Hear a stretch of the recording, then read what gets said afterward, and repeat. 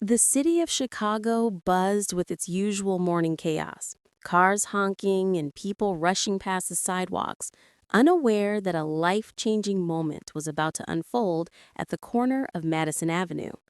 A young man named Tyler Brooks, a poor mechanic's apprentice barely surviving on minimum wage, was running late for work when he noticed a crowd gathering by a cafe.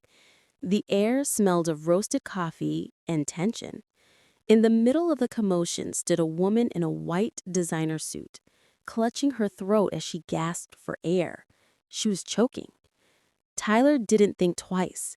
He pushed through the crowd, dropped his backpack, and performed the Heimlich maneuver. But the lodged piece of pastry wouldn't come out. Without hesitation, he tilted her chin up to check her airway, and in the urgency, his lips brushed her chin. The crowd gasped. A poor young man had just kissed Olivia Grant, the billionaire CEO of Grant Holdings, one of Chicago's most powerful women. The lodged food finally came out, and she collapsed into his arms, trembling but alive. Cameras flashed, people whispered, and Tyler's heart raced, not from fame or fear, but from the realization that he might have just changed both their lives forever. That night, the story went viral. Poor mechanic saves billionaire with the kiss, the headlines read. Tyler's phone wouldn't stop buzzing, and Olivia's PR team scrambled to control the story. Yet deep down, as she replayed that brief accidental kiss in her mind, she couldn't shake one haunting thought. Why did it feel like destiny? Don't forget to like, comment, and subscribe if you want to see how this unbelievable twist of fate turns into love. The next morning, Tyler woke up to chaos. His cracked old phone was filled with missed calls, interview requests, and hundreds of messages from strangers. Overnight, he had gone from an unknown mechanic to the talk of the city. His face was on the morning news, and reporters were calling him the man who kissed a billionaire. But to Tyler, it was all a blur. He didn't mean to kiss her. He was just trying to help. Meanwhile, Olivia Grant sat in her penthouse office, still shaken by what had happened. She was known for being composed and untouchable, but something about that moment, his trembling hands, his kind eyes, his selflessness, stuck with her. Against the advice of her assistants, she told her driver to find Tyler. Hours later, a sleek black limousine pulled up outside the dusty garage where Tyler worked. The other mechanics stopped in awe as two security men approached him. "Miss Olivia Grant would like to see you," one of them said. Tyler's hands froze mid-repair. "Me?" he stammered. Minutes later, he was sitting in her luxury office, surrounded by glass walls and soft classical music. Olivia smiled politely, her eyes studying him like a mystery she couldn't solve. "Mr. Brooks," she began, "you saved my life. I'd like to thank you properly." Tyler fidgeted with his cap, feeling out of place in his grease-stained overalls. "You don't have to, ma'am. I just did what anyone would do."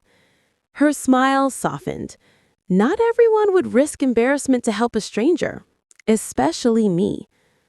Something in her tone hinted that she was testing him, trying to see if he was different from everyone else in her world. Tyler didn't know it yet, but that meeting would mark the start of a complicated bond neither of them could escape. Olivia Grant was not the kind of woman who invited strangers into her private life. But that evening, she did something her staff called unthinkable. She invited Tyler to dinner. The setting was elegant, an exclusive restaurant overlooking Lake Michigan, the kind of place where the chandeliers sparkled like stars and the waiters spoke in hushed tones. Tyler sat stiffly across the table, his worn jacket and nervous smile contrasting sharply with the luxury around him. He had never eaten in a place like this. His hands trembled slightly as he unfolded the silverware. Olivia, dressed in a simple black gown that shimmered under the light, noticed his discomfort. "Relax," she said gently, sipping her wine. "You're safe here. It's just dinner." Tyler nodded. I still don't understand why you're doing this. I don't belong here. Olivia leaned forward, studying him. You saved my life. You didn't hesitate. You didn't care who I was. In my world, that's rare. She paused, her gaze softening. You remind me of who I used to be, before success changed everything. For the first time, Tyler saw beyond her welcome fame. He saw loneliness, the kind he knew too well. They talked for hours, laughing awkwardly, finding strange comfort in their differences. As the night deepened, a soft rain began to fall outside the glass windows. When the dinner ended, Olivia walked him to her car. Tyler, she said, her voice low, people think we come from different worlds, but sometimes fate doesn't care about that. He met her eyes, unsure how to respond. Something was shifting between them, something neither of them wanted to admit yet. By the next week, their dinner had become gossip material for every major outlet in Chicago. Blogs called it the Billionaire and the Mechanic romance, though neither Olivia nor Tyler had said a word about what really happened. Tyler returned to his garage, but the attention followed him everywhere. Customers wanted selfies, coworkers teased him, and his boss warned him to stay away from trouble. Yet deep inside, Tyler couldn't stop thinking about Olivia, her calm voice, her laugh, and how her eyes softened whenever she looked at him. Olivia, on the other hand, found herself distracted at work. Board meetings, investors, deadlines, nothing held her focus. Her mind drifted back to that kiss, accidental yet unforgettable. Her assistant, Leela, noticed the change and asked, "Are you really going to let this story continue? People are starting to talk." Olivia smiled faintly. Let them talk. I owe him my life. And something tells me that moment wasn't an accident. That evening, she drove herself to Tyler's small apartment on the south side. When he opened the door, shocked to see her standing there in a trench coat and heels, he stuttered, "Miss Grant, you here?"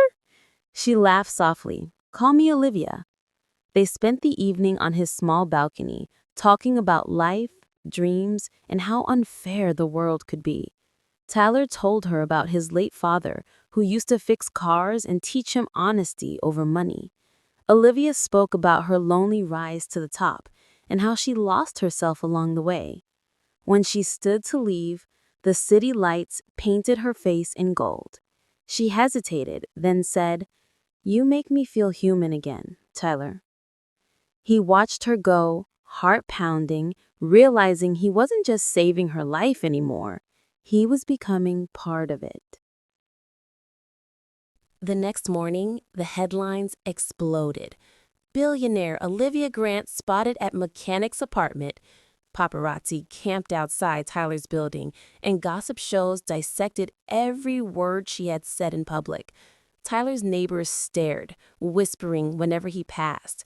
What had started as an act of kindness was now a national scandal.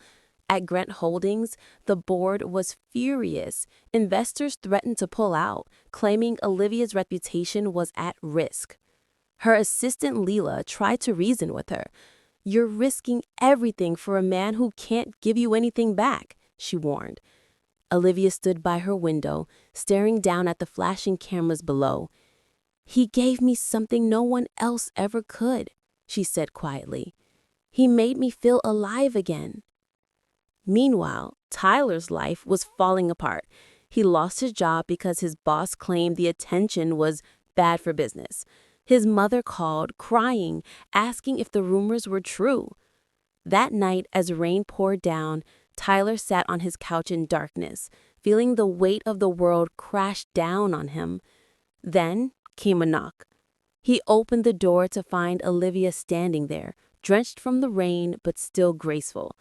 "I had to see you," she said softly. "Are you okay?" Tyler shook his head. "You shouldn't be here. Look what they're saying. You'll lose everything." Olivia stepped closer, her eyes glistening with defiance. then let me lose it for something real. Their worlds had collided, and now, standing under the storm, they both understood something powerful. Love wasn't always logical, and sometimes it came with a cost neither of them expected to pay. For weeks, Olivia and Tyler hid from the world. They escaped to a small cabin outside Chicago, surrounded by tall pine trees and the quiet hum of nature. Away from the flashing cameras and public judgment, they found peace, something both of them hadn't felt in years. Every morning, Tyler cooked breakfast while Olivia read the news on her tablet, only to sigh and toss it aside when she saw her name still trending. "You don't regret being here?" he asked one afternoon as they walked by the lake. The sunset reflected off the calm water and the air smelled of pine and rain. Olivia smiled faintly. "I regret not finding peace sooner. You've shown me there's life beyond my office walls." Tyler chuckled. "I don't know what I've shown you. I'm just a guy who fixes cars." She turned to him, eyes soft but certain. "You're more than that. You're real, and that's what I need." As the days passed, their connection deepened. They shared stories of childhood dreams, silent fears, and broken memories. Tyler taught her how to fish and fix a flat tire.